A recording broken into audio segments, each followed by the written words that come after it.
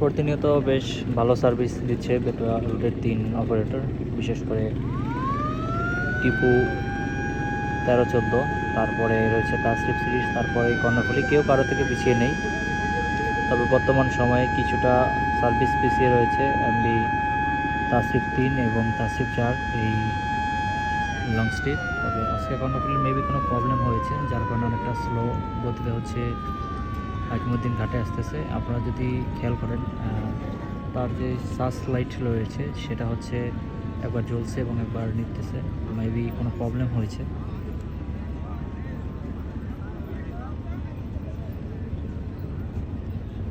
Lighting আগের মতো নেই, কিছুটা ঘাটতি দেখতে পাচ্ছি কর্ণফুলী 13 লংসে। তো তারপরেও হচ্ছে রেগুলার সার্ভিস দিচ্ছে বেতুয়া রুটে কর্ণফুলী 12 এবং 13। আপনারা চাইলে ভ্রমণ করতে পারেন, বেশ বিলাসবহুল নৌযান কর্ণফুলী 12 এবং 13। বেশ চড়াও আছে এবং গতিও আছে, সো সেদিক থেকে একদম ঠিক আছে, ঠিকঠাক।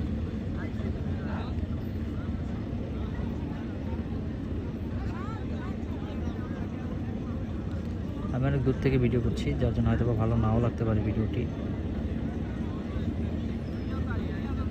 তো এই ছিল এই মুহূর্তের আপডেট। Thank you.